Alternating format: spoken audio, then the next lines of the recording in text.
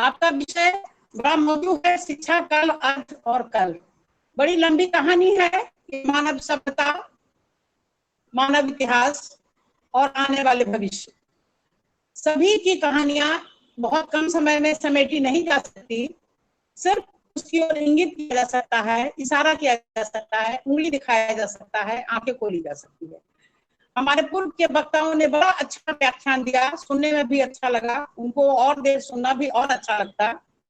लेकिन समय की बाधा है, आपकी भी मजबूरी है। जाहिर बात है, शिक्षा एक अनवरत चलने वाली प्रक्रिया है। मानव सभ्यता और संस्कृति के साथ ही इसका उद्गम होता है। जो मनुष्य में जिज्ञासा उत्पन्न होती है, मैं कौन हूँ, मेरा पिता कौन है, मैं कहाँ से आया, मेरा जीवन का उद्देश्य क्या है, कहाँ मुझे जाना है, मरणोपरांत मेरा क्या होगा, ये जिज्ञासा जो है, यही हमें ज्ञान, शिक्षा की ओर बढ़ाता है। आज हम शिक्षा के सारे पायदानों पे चलते हुए 21वीं शताब्दी में हैं। अभी हाल में मैंने कहीं सुना था कि मानव सभ्यता का इतिहास, यानी मानव के विकास का, मनुष्य जब से इस पृथ्वी पर है उसका इतिहास तो शायद 800 लाख वर्षों का है, लेकिन 5000 वर्षों पीछे का ही शायद अभी हम आकलन कर पा रहे हैं, हम उसको एकत्रित कर पा रहे हैं। तो इन चीजों को देखते हुए शिक्षा है क्या, जो हम अपने अनुभव के द्वारा सीखते हैं, जो हम अपनी पुस्तकों से सीखते हैं, जाहिर सी बात है पुस्तकों से सीखा गया ज्ञान शिक्षा है, लेकिन सिर्फ वही शिक्षा नहीं। हमारे यहाँ की परंपरा थी कि हम विद्या अध्ययन करते थे, शिक्षा तो बाद में हो गया। शिक्षा हम पुस्तकों से लेते हैं, पढ़ लेते हैं, उठा लेते हैं, जान लेते हैं। ये शोध फलाने वैज्ञानिक ने किया, ये फलाने ऋषि ने कहा, शिक्षा हम यहाँ से लिए, वो विद्या थी। उसमें शिक्षा के साथ साथ, ज्ञान अर्जन के साथ साथ हमारे आध्यात्मिकता का भी विकास समन्वित था। यानी एक मनुष्य के जीवन के अनुभव भी उसमें शामिल थे, उसकी तपश्चर्या भी उसमें शामिल थी, और मनुष्य को मनुष्य कहलाने के लिए जो बातें हैं वो सारी उसमें समाहित थी। तो वो विद्या था। लेकिन विद्या शिक्षा बनी, कोई बात नहीं, समय के साथ सब कुछ बदलता है। जब हमारी नैतिकता बदलती है, समय के मान के अनुसार मूल्य बदलते हैं, तो सब कुछ बदलता है। इस परिस्थिति में हम पूर्व की शिक्षा जो काल खंडों में बांटते हैं, तो जिसको हमने कल कहा, जो हमारा वर्तमान आज है और जो कल होगा, तीनों को जब मैं देखती हूँ तो सिर्फ मैं एक एक लाइन में कहूंगी, पूर्व की शिक्षा दीक्षा हमारी बहुत ही अद्भुत थी। विश्व के सभी लोग पूर्व की ओर देखते थे, जिधर हमारा भारतवर्ष है, पूर्व कहने का मतलब ये हुआ। और हम आचार्य थे, हमारे यहाँ से नालंदा और विक्रमशिला जैसी पदवियां दी जाती थी, उपाधियां बांटी जाती थी, और इसको पाने के बाद लोग अपने देशों में जाकर ऊंचे पदों को प्राप्त करते थे। हमारे नालंदा और विक्रमशिला के इतिहास के बारे में कहा जाता है कि उसका जो दरबान होता था, गेट कीपर जिसको हम कहते हैं, वो भी शास्त्रार्थ करता था। जो आने वाले आगंतुक होते थे, जब उसके प्रश्नों का जवाब दे पाते थे, उसके बाद उनकी दरवाजे में एंट्री उसके बाद होती थी उनकी। तो हम समझें कि हमारे ज्ञान का स्तर क्या था। हमारे यहाँ किस तरह का ज्ञान का बोध समाज के निचले तबके तक के लोग को दिया गया था। अब रहा आज की बात, मैं पूर्व की बातों पे ज्यादा नहीं जाऊंगी। विक्रमशिला और नालंदा के बारे में हम लोगों ने बहुत सुना, सुनेंगे, पढ़ा, पढ़ेंगे। आज पर जब हम आते हैं तो आज का जो आंकड़ा है, हमारे पास 400 विश्वविद्यालय है। उच्च शिक्षा की मैं बातें करूं, जाहिर सी बात है स्कूलों की भी कमियां हैं, लेकिन मैं विश्वविद्यालय की बात करूं जो आज आंकड़ा आया है, और 2 लाख विद्यार्थी हैं, 2 करोड़ विद्यार्थी हैं जो उच्च शिक्षा में इनरोल हैं। अगले 10 वर्ष में 50% विद्यार्थियों को उच्च शिक्षा तक लाना है। और जो सरकार की राष्ट्रीय शिक्षा नीति में पॉलिसी आई है, जिसको आज हमारे प्रधानमंत्री और राष्ट्रपति दोनों ने संबोधित किया, 10:30 बजे से ही हम लोग इस पे लगे हुए थे और उन्होंने संबोधित किया। उन्होंने जीडीपी खर्च का दर 6% बतलाया, वो ना भी हो, अभी 3% है तो 4% पर भी आए, 5 पर भी आए तब भी चलेगा। लेकिन हमारे मौलिक सोच, हमारे व्यक्तित्व का निर्माण और हमारी अपनी पहचान पर जो बल दी गई, जरूरत इसकी है। इससे हम सर उठा के कह सकेंगे कि यह हमारी नीति है, यह हमारी शिक्षा है। यह हमारा राष्ट्र प्रेम है, यह हमारा राष्ट्रीय चरित्र है। इन अभी जो नई शिक्षा नीति आई है उसमें गांधी के बहुत सारे विचारों को जोड़ा गया, बड़ी अच्छी बात है। गांधी दूरदृष्टा थे, उन्होंने उस समय जो देखा, अफ्रीका गए और वहां से जो औरतों का संघर्ष देखा, उसको आने के बाद यहाँ नारी शिक्षा पे बल दिया और महिलाओं को उन्होंने आजादी के आंदोलन के साथ जोड़ा। और जो उन्होंने कौशलपूर्ण शिक्षा की बातें करी, मातृभाषा में शिक्षा, मैं मैकेले का विरोधी नहीं हूँ और उनका विरोध करने के लिए यहाँ पर नहीं बैठी हूँ। इस पे हमारे बहुत सारे भाइयों ने बहुत तरह की बात की। तो सवाल ये है कि उस समय जो समय की मांग थी, कोई भी शासक जो होता है, जो शासित होता है, उसको दबाना चाहता है, उसने मेरे को दबाया, हमने अपनी रक्षा कैसे की, सवाल इसका है। और अगर आज हमारे पास वक्त है तो हम अपनी पहचान कैसे बनाते हैं, इसकी जरूरत है। हम भविष्य की ओर देखें, हम पूर्व से, मैं इतिहास को भूलने के लिए नहीं कह रही हूँ, इतिहास से सबक सीखना चाहिए, लेकिन इतिहास को दोहराते रहने से कोई बात नहीं बनती है। बहुत दोहराने से समाज में आज भी हमारी मानसिकता कलुषित होगी, छोटी होगी, हमें हीन भावना आएगी, हम उन चीजों को आगे नहीं आने देंगे, भविष्य की ओर देखेंगे, हम अपनी दृष्टि आगे ले जाएंगे। तो उनके सारी बातों को इस शिक्षा नीति में जोड़ा गया है। अतः शिक्षा और जो अभी बातें लाई गई है उसमें जो बात आई है वो है कि शिक्षा वह है जो हमें संस्कृति एवं सांस्कृतिक प्रदूषण से मुक्त करे। इस बातों पे बल दें, जिस तरह से हम पर्यावरण से मुक्त करेंगे तब पृथ्वी बचेगी, उसी तरह से जब हम सांस्कृतिक प्रदूषण से बचेंगे तभी हमारा हम बचेंगे, संस्कृति बचेगी। और हमारी संस्कृति थी जिसके लिए कि लोग हमको पूरब दिशा की ओर देखते थे और हमारे यहाँ नालंदा और विक्रमशिला में पढ़ाई के लिए आते हैं।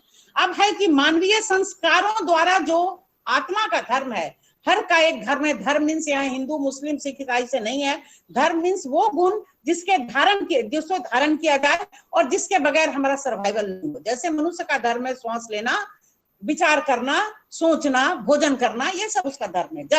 जल उसकी आवश्यकता है, ये धर्म है।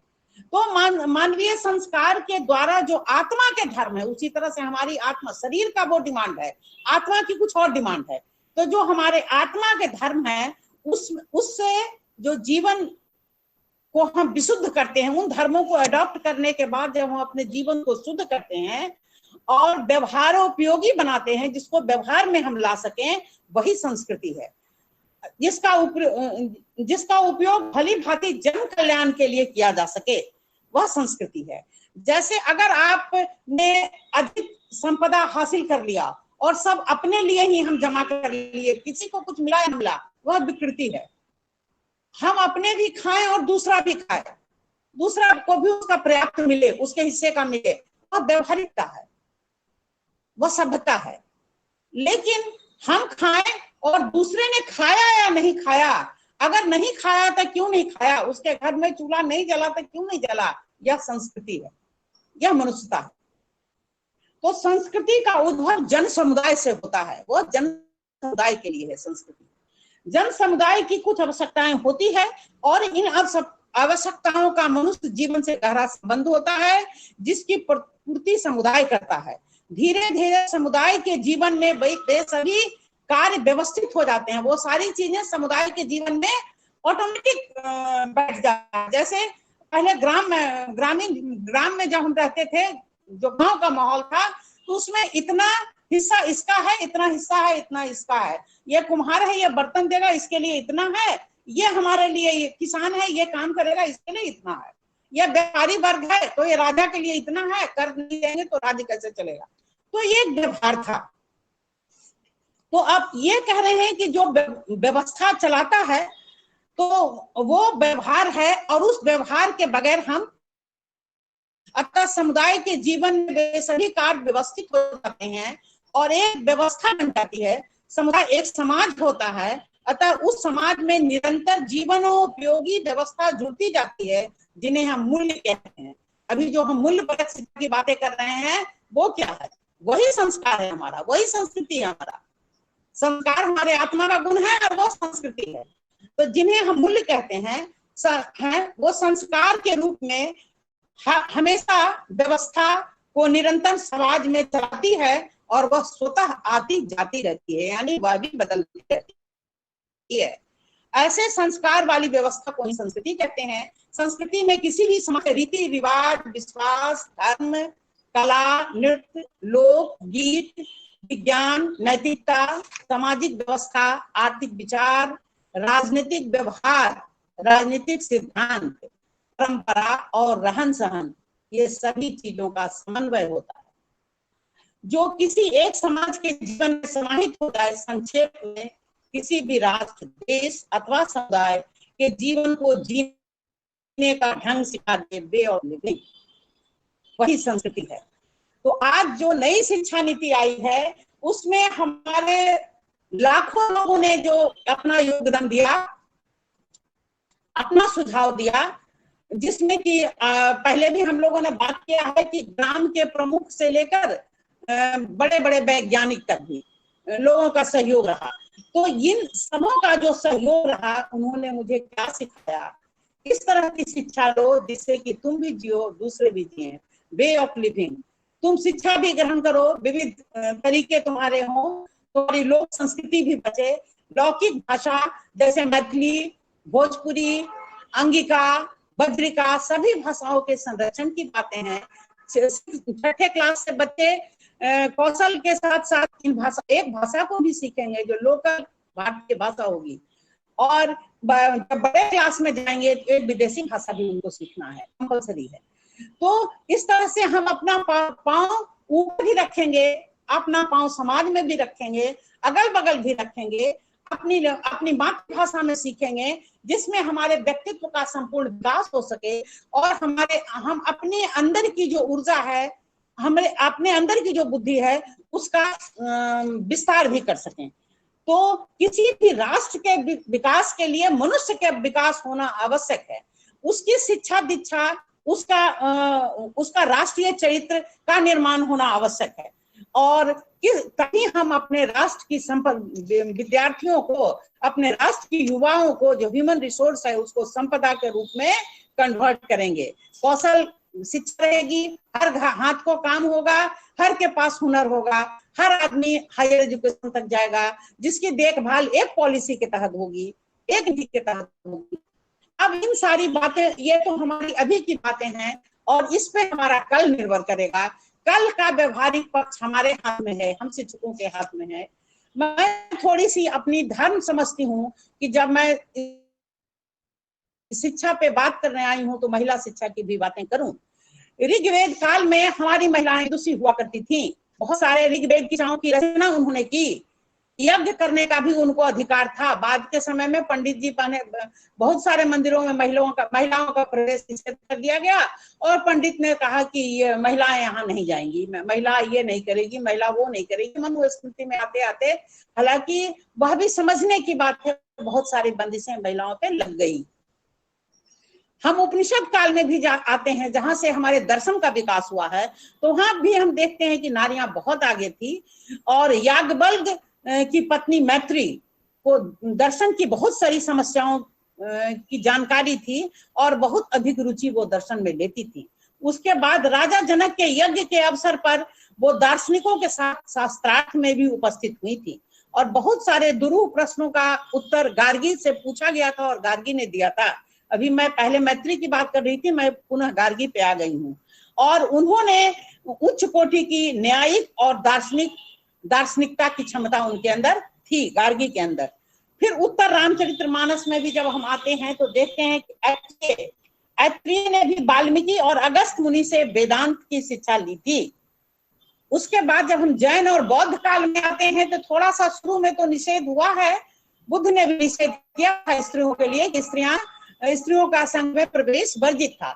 लेकिन बाद में अपने शिष्यों के दबाव में आकर जब शिष्यों ने कहा कि श्रीमान अगर ऐसा करेंगे तो हमारी आधी आबादी पीछे रह जाएगी, तो उन्होंने अपना रास्ता खोला स्त्रियों के लिए। और बाद के राजा में तो किंग महेंद्र और संघमित्रा धर्म के प्रचार के लिए श्रीलंका तक गई, देश विदेश गई। जैन दर्शन में भी देखने को मिला कि बहुत सारी ये तपस्विनी नारियां हुई हैं जिन्होंने भिक्षुणी, जिन्होंने की त्याग, तपस्या और पुरुष से किसी भी तरह से पुरुष से कम नहीं रही हैं और उन्होंने धर्म को आगे बढ़ाया है। उसके बाद का जब काल आया तो शिक्षा हमारा परिवार तक सीमित रह गया।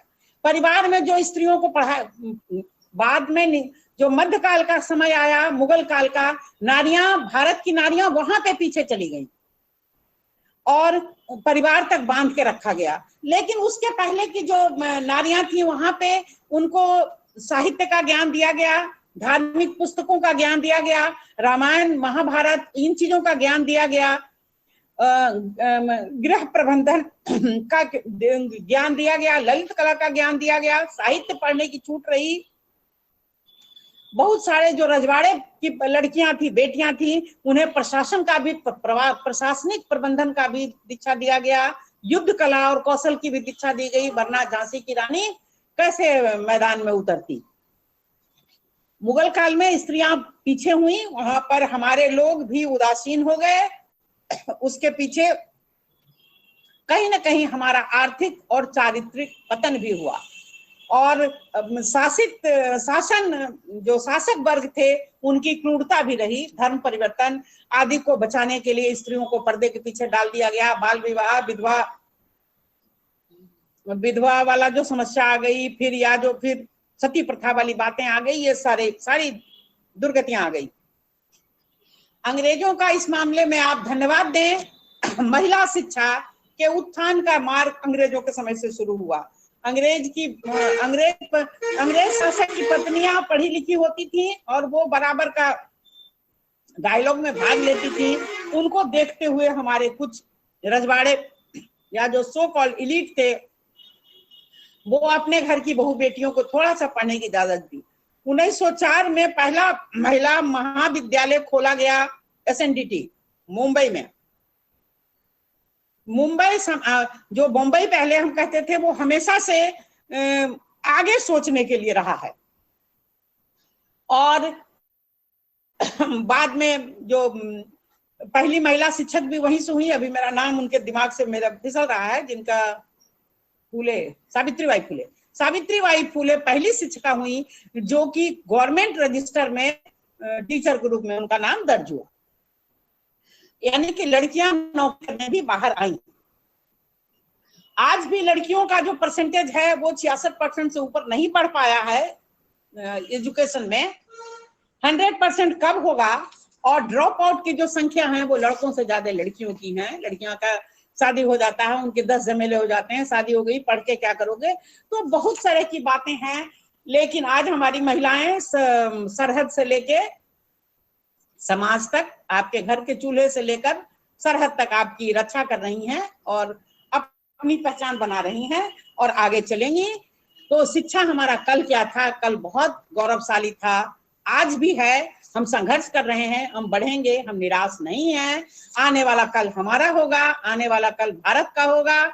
और जो नई राष्ट्रीय शिक्षा नीति आई है, अगर व्यवहारिकता में जमीन पे उतर गया और इसके उतारने का पूरा सहयोग पूरा दे तो हम लोगों को नहीं है, से हम लोगों को नहीं है, लेकिन जो हमारी भागीदारी है उसे हम ईमानदारी से पूरा करें और उसे ग्रास रूट तक ले जाएं। जो हाशिए पे बैठे लोग हैं, जो समाज में पिछड़े वर्ग हैं, उनको कैसे हम सामने उठाएं, कैसे उनके सम्मान की रक्षा करें, कैसे उनके अंदर जो आत्म प्रताड़ना का या दमन का जो बोध आ गया है उसको उनके अंदर से बाहर करें, उनका मनोवैज्ञानिक ट्रीटमेंट करें, उन्हें समाज की अगली धारा में अगली पंक्ति में हाथ पकड़ के खींचें। ये सारे दायित्व हमारे हैं। कल का समय हमारा होगा। कल भारत गुरु बनेगा, था और आगे भी बनेगा। धन्यवाद। मैं इसी के साथ अपनी बातों को खत्म करती हूँ।